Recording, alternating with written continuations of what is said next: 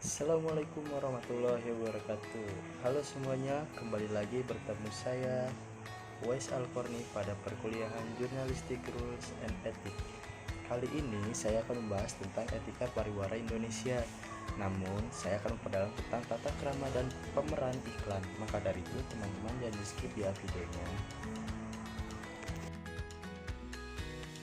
Tata krama ragam iklan saya bagi menjadi 6. Yang pertama, minuman keras, dan yang kedua, rokok dan produk tembakau, yang ketiga, obat-obatan, yang keempat, produk pangan, yang kelima, vitamin, mineral, dan suplemen, yang keenam, produk peningkat kemampuan seks.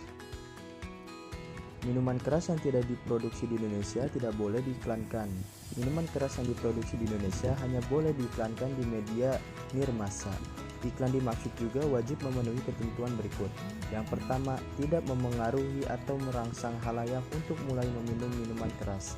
Yang kedua, tidak menyarankan bahwa tidak meminum minuman keras adalah hal yang tidak wajar. Yang ketiga, tidak menggambarkan penggunaan minuman keras dalam kegiatan-kegiatan yang dapat membahayakan keselamatan.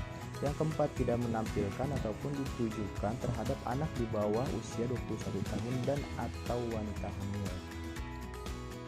Selanjutnya ada rokok dan produk tembakau. Penyiaran iklan rokok dan produk tembakau wajib memenuhi ketentuan berikut. Yang pertama, tidak merangsang atau menyarankan orang untuk mulai merokok. Yang kedua, tidak menggambarkan atau menyarankan bahwa merokok memberikan manfaat bagi kesehatan atau mengarahkan khalayak bahwa merokok tidak berbahaya bagi kesehatan. Yang ketiga, tidak memperagakan atau mengungkapkan dalam bentuk gambar atau tulisan, bungkus atau batang rokok, termasuk bentuk-bentuk lainnya yang mengarahkan khalayak untuk menafsirkannya sebagai bungkus atau batang rokok ataupun orang yang sedang akan merokok. Yang keempat, tidak ditunjukkan kepada atau menampilkan dalam bentuk gambar dan tulisan anak remaja atau wanita hamil. Yang kelima, tidak menampilkan bahwa nama produk terkait adalah rokok. Selanjutnya ada obat-obatan. Yang pertama, iklan tidak boleh menjanjikan kemampuan untuk menyembuhkan penyakit. Yang kedua, iklan tidak boleh secara langsung maupun tersamar menganjurkan penggunaan obat yang tidak sesuai dengan izin indikasinya. Yang ketiga, iklan tidak boleh menganjurkan pemakaian suatu obat secara berlebihan. Yang keempat, iklan tidak boleh menggunakan kata, ungkapan, penggambaran, atau pencitraan yang menjanjikan penyembuhan, melainkan hanya untuk membantu menghilangkan gejala dari sesuatu penyakit. Yang kelima, iklan tidak boleh menganjurkan bahwa suatu obat merupakan syarat mutlak untuk mempertahankan kesehatan tubuh. Dan yang keenam, iklan tidak boleh memanipulasi atau mengeksploitasi rasa takut orang terhadap sesuatu penyakit jika tidak menggunakan obat tertentu. Selanjutnya ada produk pangan. Yang pertama, iklan pangan untuk bayi dilarang dimuat di media massa. Pemuatan di media massa atau nirmasa harus sudah mendapat persetujuan Kementerian Kesehatan atau lembaga lain yang berwenang dan harus menyertakan keterangan bahwa ia bukan pengganti ASI. Yang kedua, iklan tidak boleh menampilkan pemeran tunggal balita untuk produk yang bukan diperuntukkan bagi balita. Yang ketiga, iklan produk pangan olahan yang mengandung bahan berkonsentrasi tinggi sehingga dapat membahayakan dan atau mengganggu pertumbuhan atau perkembangan anak-anak dilarang dimuat di media-media khusus anak-anak. Yang keempat, iklan produk pangan cepat saji tidak boleh memberikan kesan sebagai produk yang dapat dikonsumsi secara rutin atau setiap waktu. Selanjutnya ada vitamin, mineral, dan suplemen. Yang pertama, iklan harus sesuai dengan indikasi jenis produk yang disetujui oleh Kementerian Kesehatan atau lembaga lain yang berwenang untuk itu. Yang kedua, iklan tidak boleh menjanjikan kemampuan untuk mencegah penyakit. Dan yang ketiga, iklan tidak boleh menyatakan atau memberi kesan bahwa produk terkait selalu dibutuhkan untuk melengkapi makanan yang sudah sempurna nilai gizinya.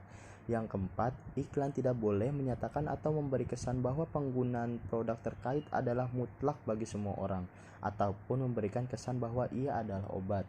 Yang kelima, iklan tidak boleh menyatakan ataupun memberikan kesan bahwa kesehatan, kegairahan, dan kecantikan akan dapat diperoleh hanya penggunaan produk terkait. Yang keenam, iklan tidak boleh mengandung pernyataan tentang peningkatan kemampuan seks secara langsung maupun tidak langsung. Selanjutnya ada produk peningkatan kemampuan seks. Yang pertama, iklan produk peningkat kemampuan seks hanya boleh disiarkan di media dan pada waktu penyiaran yang khusus untuk khalayak dewasa. Yang kedua, produk obat-obatan, vitamin, jamu, pangan, jasa manipulasi, mantra, dan sebagainya tidak boleh secara langsung atau berlebihan, tidak pantas menjanjikan peningkatan kemampuan seks. Nah, jadi teman-teman, itu tadi saya ngebahas tentang tata krama ragam iklan yang saya bagi menjadi 6 poin. Selanjutnya kita akan membahas tata krama pemeran iklan yang saya bagi menjadi 5 poin. Yang pertama ada anak, yang kedua ada perempuan, yang ketiga ada gender, yang keempat ada pejabat negara, dan yang kelima ada tokoh agama. Anak. Yang pertama, anak tidak boleh digunakan untuk mengiklankan produk yang tidak layak dikonsumsi oleh anak tanpa didampingi orang dewasa. Yang kedua, iklan tidak boleh memperlihatkan anak dalam adegan-adegan yang berbahaya, menyesatkan, atau tidak pantas dilakukan oleh anak. Yang ketiga, iklan tidak boleh menampilkan anak sebagai penganjur suatu produk yang bukan untuk anak. Dan yang keempat, iklan tidak boleh menampilkan adegan yang mengeksploitasi daya rengek atau pester power anak dengan bermaksud memaksa para orang tua untuk mengabulkan permintaan anak mereka akan produk terkait. Yang kelima, anak berusia di bawah 5 tahun tidak boleh menjadi pemeran iklan tanpa didampingi orang tua. Selanjutnya ada perempuan. Iklan tidak boleh melecehkan, mengeksploitasi, mengobjekkan, atau mengornamenkan perempuan sehingga memberi kesan yang merendahkan kodrat, harkat, dan martabat perempuan. Selanjutnya gender. Iklan tidak boleh mempertentangkan atau membiaskan kesetaraan hak gender dalam segala aspek kehidupan sehari-hari. Hal ini mencakup 1.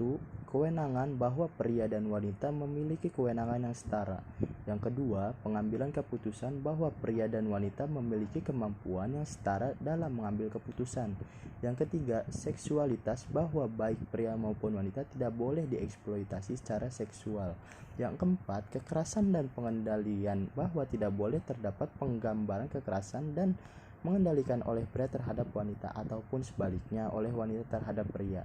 Yang kelima, perbedaan bahwa pria dan wanita di segala tingkat usia memiliki kesempatan yang sama dalam berperan atau berprestasi. Selanjutnya, pejabat negara. Pertama, pejabat negara tidak boleh menjadi pemeran iklan komersial. Yang kedua, pejabat negara tidak boleh menjadi pemeran iklan yang tujuannya semata-mata untuk kepentingan pribadi. Yang ketiga, pejabat negara hanya dapat menjadi pemeran iklan untuk kepentingan lembaga yang di bawah kewenangannya, kecuali untuk iklan layanan masyarakat. Nah, yang terakhir, tokoh agama. Tokoh agama tidak boleh menjadi pemeran iklan komersial maupun iklan layanan masyarakat dari sesuatu korporasi. Nah, jadi gitu teman-teman, kita sudah membahas etika pariwara Indonesia tentang tata krama, ragam, dan pemeran iklan. Kalau ada pertanyaan yang ingin ditanyakan, tulis saja di kolom komentar. Saya Wesal Korni mengucapkan terima kasih. Apabila ada kekurangan, saya mohon maaf. Saya pamit. Assalamualaikum warahmatullahi wabarakatuh.